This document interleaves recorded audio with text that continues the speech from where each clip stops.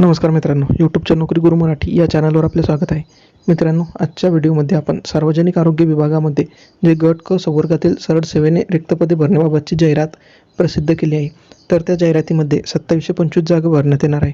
तर ह्या ज्या जागा आहे ह्या 6/8/2021 ते 20/8/2021 रात्री 12 वाजेपर्यंत भरण्याची मुदत दिली आहे. म्हणजे 15 दिवस ही आपण फॉर्म भरू शकतो, ऑनलाईन फॉर्म भरू शकतो. तर कोणत्या पदांसाठी आहे, तर ही जे सर्वच्या सर्व 52 पदे आहे, तर 52 पदांसाठी आपण हा फॉर्म भरू शकतो. तर ते जे 52 पदं आहे, तर त्या 52 पदांसाठी परीक्षा कधी होणार आहे, पहिल्या सत्राची परीक्षा म्हणजे एकाच दिवशी परीक्षा होणार आहे. तर पहिल्या सेशनमध्ये कोणत्या पदांसाठी परीक्षा होईल आणि दुसऱ्या सेशनमध्ये कोणत्यासाठी होईल, त्याच्यानंतर कोणत्या पदासाठी कोणते शिक्षण असायला हवे, याची सर्व माहिती आपण या व्हिडिओत पाहून घेणार आहे. तर व्हिडिओ तुम्ही शेवटपर्यंत पहा, काळजीपूर्वक पहा आणि चॅनलला जर सबस्क्राईब केले नसेल तर आता सबस्क्राईब करून बेल आयकॉन क्लिक करा.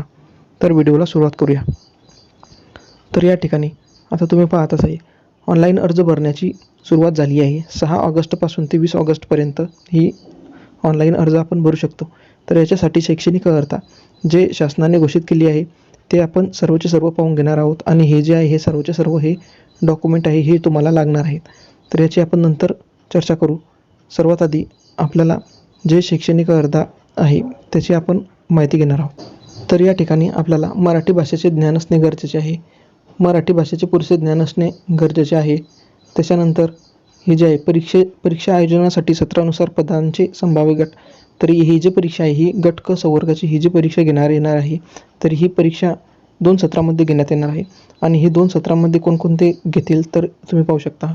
पहिल्या दिवशी सेशन 1 साठी ग्रॅज्युएट और पोस्ट ग्रॅज्युएट यांच्यासाठी काउन्सिलर, केमिकल असिस्टंट, प्रयोगशाळा तंत्रज्ञ, ऑप्थॅल्मिक ऑफिसर, स्टॅटिस्टिकल इन्व्हेस्टिगेशन, व्यवसायोपचार तज्ज्ञ हे जे ग्रॅज्युएशन पोस्ट ग्रॅज्युएशन लेवलचे आहे हे सर्व एकाच दिवशी घेतील.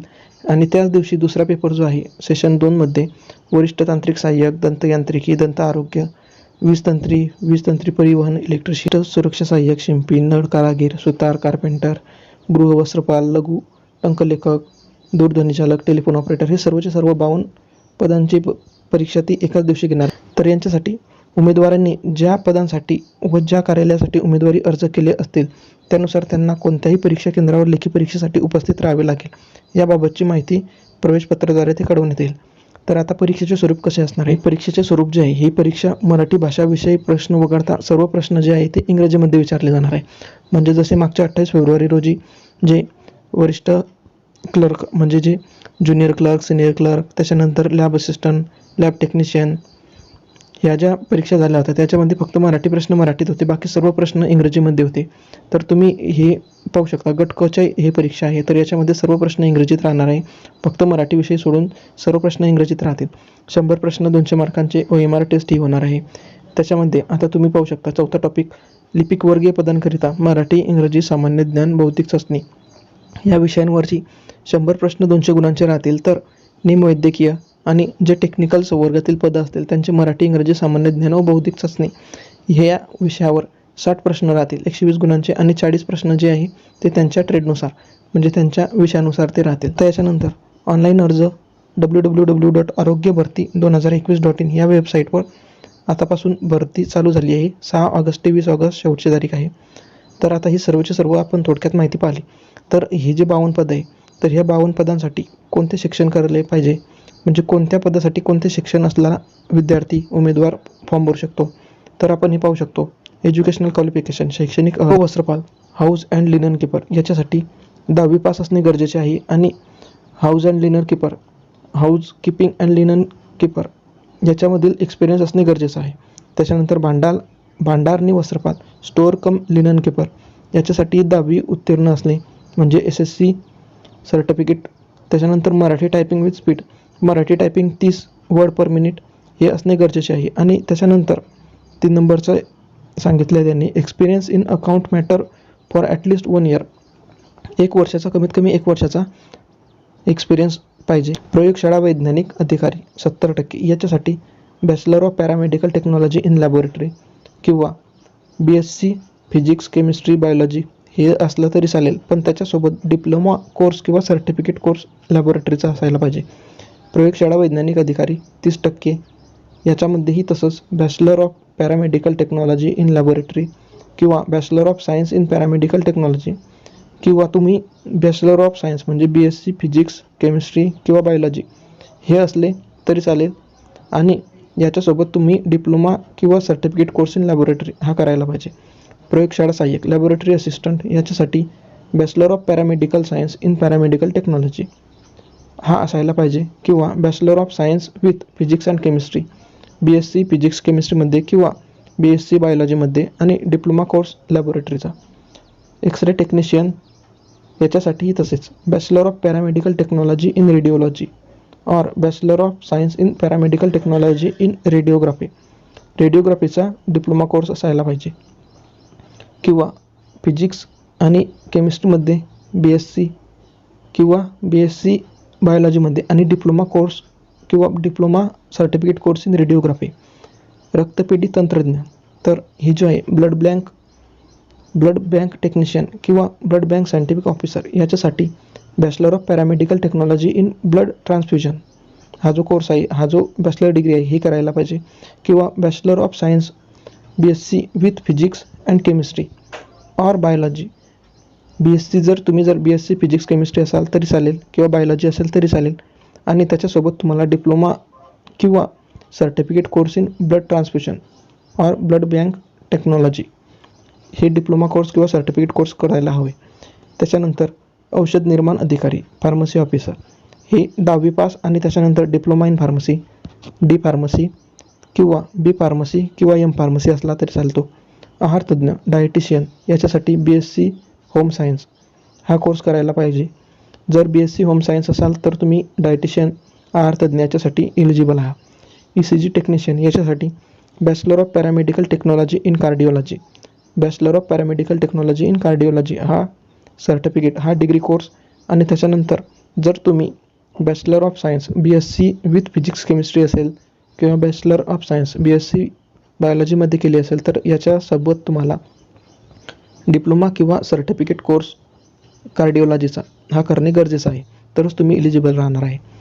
त्याच्यानंतर दंतयांत्रिकी डेंटल मेकॅनिक याच्यासाठी HSC याच्यासाठी 12वी पास आणि त्याच्यानंतर डेंटल मेकॅनिक कोर्स हा कोर्स करणे गरजेचं आहे. डायलिसिस तंत्रज्ञ डायलिसिस टेक्निशियन याच्यासाठी bachelor degree in science with physics chemistry और बायोलॉजी. आता BSc फिजिक्स केमिस्ट्री किंवा बायोलॉजीमध्ये आणि त्याच्यासोबत DMLTचा कोर्स, तरच तुम्ही डायलिसिस तंत्रज्ञ याच्यासाठी एलिजिबल आहात. स्टाफ नर्स 50% शासकीय आणि स्टाफ नर्स प्रायव्हेट 50% याच्यासाठी सेम क्वालिफिकेशन GNM, किंवा जर तुम्ही BSc नर्सिंग झाले असाल तर ते दोघींपैकी एक असाल तर तुम्ही एलिजिबल आहात. याच्यानंतर पुढचा आता टेलिफोन ऑपरेटर, तर टेलिफोन ऑपरेटर याच्यासाठी फक्त 10वी pass SSC secondary school certificate examination म्हणजे फक्त 10वी पास असलेला व्यक्ती हा फॉर्म भरू शकतो. वाहन चालक ड्रायव्हर याच्यासाठी फक्त 4थी पास असले तरी तो फॉर्म भरू शकतो. 4थी पास असला तरी तो फॉर्म भरू शकतो, पण त्याच्याकडे हेवी ड्रायव्हिंगचं जे लायसन्स आहे ते लायसन्स असायला पाहिजे. त्याच्यानंतर त्याला मराठी आणि हिंदी दोन्ही भाषा यायला पाहिजे. मराठी आणि हिंदी या 2 भाषांसोबत त्याला रिपेरिंगचे जे नॉलेज आहे, मोटर कार किंवा जीप ह्याचे नॉलेज असायला पाहिजे. याच्यानंतर पुढचा आहे शिंपी, तर या ठिकाणी शिंपी म्हणजे टेलर याच्यासाठी 10वी पास SSC सर्टिफिकेट, त्याच्यानंतर टेलरिंग अँड कटिंग कोर्स जो आहे तो कोर्स केलेला असला पाहिजे. त्याच्यानंतर नळ कारागीर प्लंबर याच्यासाठी लिटरेट जो साक्षर उमेदवार आहे तो आणि कमीत कमी 2 वर्षाचा एक्सपिरियन्स प्लंबरशी रिलेटेड 2 वर्षाचा एक्सपिरियन्स असला पाहिजे. आणि ते प्रेफरन्स कोणाला देणार आहेत, ज्याच्याकडे certificate awarded by the department of technical education, ज्या व्यक्तीकडे प्लंबरचं सर्टिफिकेट कोर्स केलेला असेल त्याला ते रेफरन्स देतील. त्याच्यानंतर कार्पेंटर ही तसंच सर्टिफिकेट इन कार्पेंटरी असलेला पाहिजे. त्याच्यानंतर ऑप्थॅल्मिक ऑफिसर याच्यासाठी degree in optometry of clinical optometry हा कोर्स असणं गरजेचं आहे. नंतर मनोविकृती सामाजिक कार्यकर्ता किंवा समाजसेवा अधीक्षक मनोविकृती मीडियल सोशल वर्कर याच्यासाठी degree and possess diploma of social service administration with medical psychiatric social work. तर हे जो आहे मनोविकृती सामाजिक कार्यकर्ता याच्यासाठी डिग्री आणि डिप्लोमा कोर्स जो आहे social service administration with medical and psychiatric social work हे करणे गरजेचे आहे.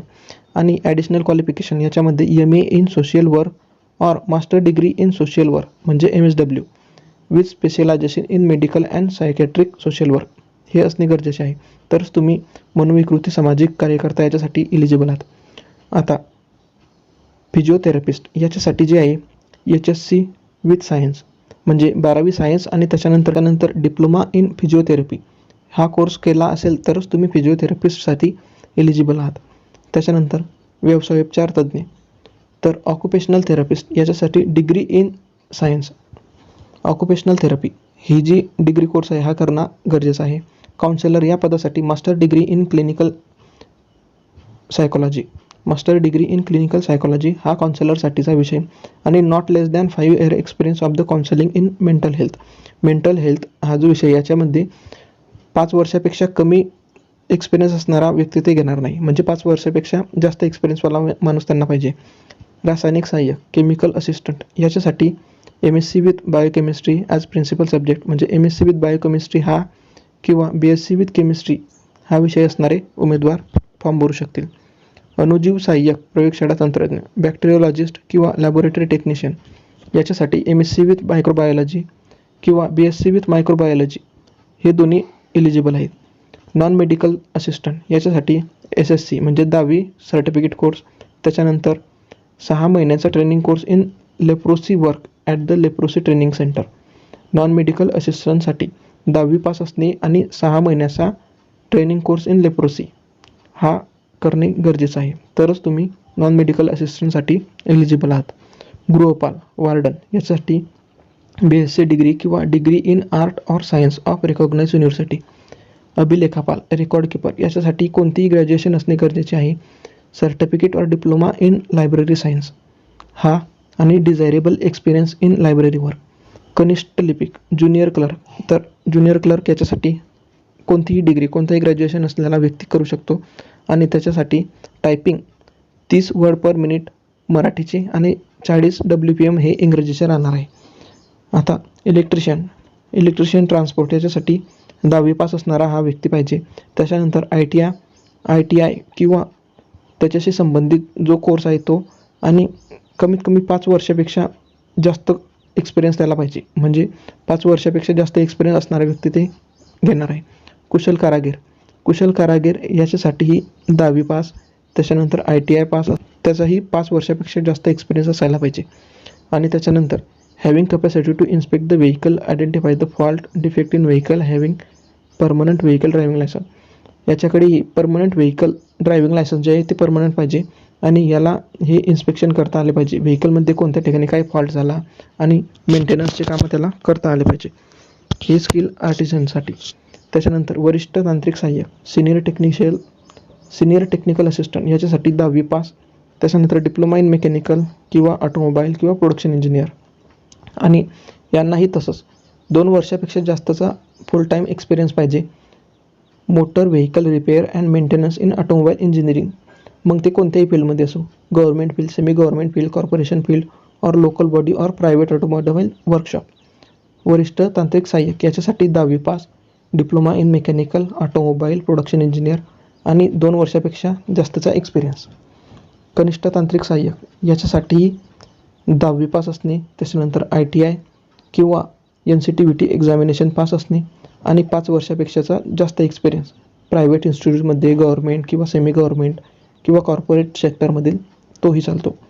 याच्यानंतर आता टेक्निशियन तंत्रज्ञ HEMR याच्यासाठी SSC पास असणे म्हणजे 10वी पास आणि त्याच्यानंतर डिप्लोमा किंवा बायोमेडिकल किंवा इलेक्ट्रिकल किंवा इलेक्ट्रॉनिक्स इंजिनिअरिंग हे 4 कोर्स हे केलेले पाहिजे. म्हणजे डिप्लोमा किंवा बायोमेडिकल किंवा इलेक्ट्रिकल किंवा इलेक्ट्रॉनिक्स इंजिनियर हे डिप्लोमा कोर्सेस आणि प्रॅक्टिकल एक्सपिरियन्स 2 वर्षापेक्षा जास्त प्रॅक्टिकल एक्सपिरियन्स असणाऱ्या व्यक्तीला ते प्रेफरन्स देणार आहे.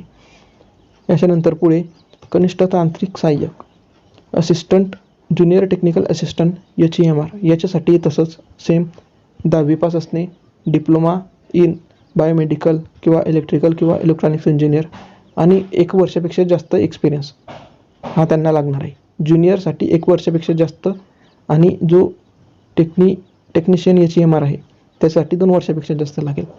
दंत आरोग्य डेंटल हायजिनिस्ट याच्यासाठी 12वी पास असणे आणि डेंटल हायजेनिक एक्झामिनेशन हे 2 पास असणे गरजेचे आहे.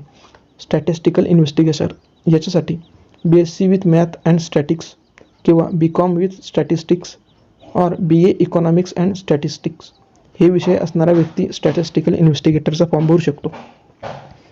आता फोरमॅन कार्यदेशक, आता ह्या जागेसाठी 10वी पास असणे, त्याच्यानंतर डिप्लोमा इन मेकॅनिकल, ऑटोमोबाईल किंवा प्रोडक्शन इंजिनियर हे तिन्ही डिप्लोमा असले तर चालतील किंवा 10वी नंतर डिप्लोमा मेकॅनिकलचा, ऑटोमोबाईलचा किंवा प्रोडक्शनचा आणि जास्तीत जास्त 2 वर्षाचा एक्सपिरियन्स, त्याच्यासहित 2 वर्षाचा एक्सपिरियन्स हा मोटर व्हेकल रिपेअर किंवा maintenance in automobile engineering field याच्यामधील पाहिजे.